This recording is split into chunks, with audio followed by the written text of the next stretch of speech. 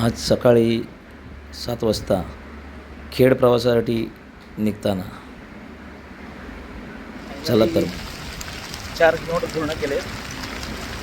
आता कळंबस्ती या ठिकाणी आहे. पाहूया पुढचा प्रवास कसा होतो तो. आलो की पावसाचा भरपूर त्रास आहे. बघूया कुठपर्यंत आपल्याला किती प्रवास करता येतो. सडा इथे आलो आहे. पाहूया घाट कसा आता पार केला जातो तो. फायनली घाटातील एक टप्पा पूर्ण केला. 20वा पॉईंट जुन्या रस्त्याने आलो आहे.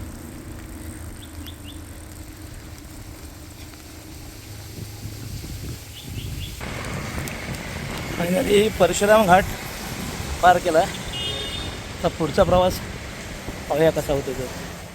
पीर लोटा इथं पोचलो आहे. पाऊस खूप आहे. पावसाचा भरपूर त्रास आहे.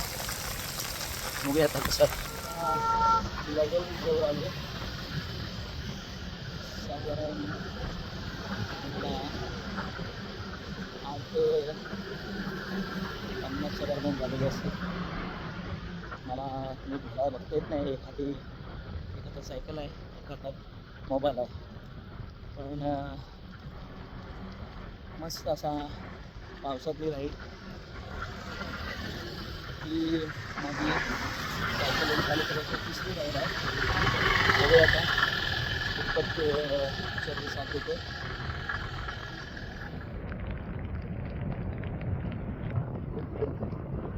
बोरच गावाजवळ पोचलो आहे. टोल नाका गोवा हायवेवरील जो खेडच्या दिशेने पहिला टोल नाका येतो तो बोरस टोल नाका. या टोल नाक्यावर आता पोचलो आहे.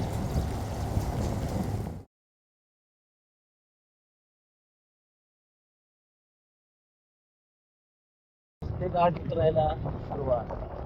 फायनली गोष्टी घाटापर्यंत पोचलो आहे.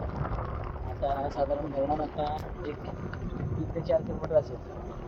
तिथून आपला परतीचा प्रवास चालू होईल. पाहूया 1 तास मिनटं मंगेश पाटील माझा जो जुना सहकारी आहे त्याची इथे थांबून परतीचा प्रवास चिपळूणसाठी. भरपूर पाऊस आहे. खेड भरणा नाका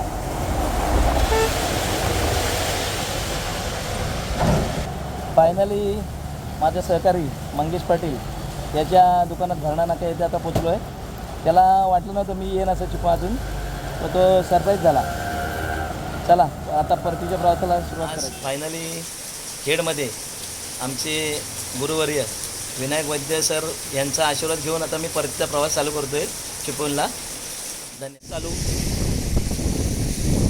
खेड भरणा नाका सोडला आता.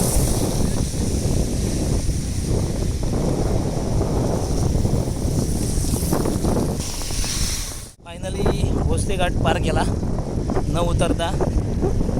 खूप कठीण असा टास्क होता पण तरी पूर्ण केला आहे. आता सपाटीला लागलो आहे. फार बरं वाटते. परतीच्या प्रवासात परत बोरस टोल नाका जो हायवेला आहे तिथे. आता तुम्हाला माझ्यात फरक दिसत असेल की माझ्या डोक्यावर आता हेल्मेट आहे. जाताना माझ्याकडे हेल्मेट नव्हतं. मी जे माझे गुरु मानतो सायकलिंगमधले विनायक वैद्य यांना भेटलो तर त्यांनी त्यांचं हेल्मेट मला दिलं. मला सांगितलं तुम्ही तुमचं मिळेपर्यंत वापरा आहे. आता मी हे परत हेल्मेट घातलेलं आहे आणि हेल्मेट घालून सायकलिंग करतो आहे. कारण की मला माझा मित्र अनुप याने सांगत होतं की हेल्मेट वापर. तर अशा प्रकारे मी माझ्या हा हेल्मेट मी आता वापरतो आहे.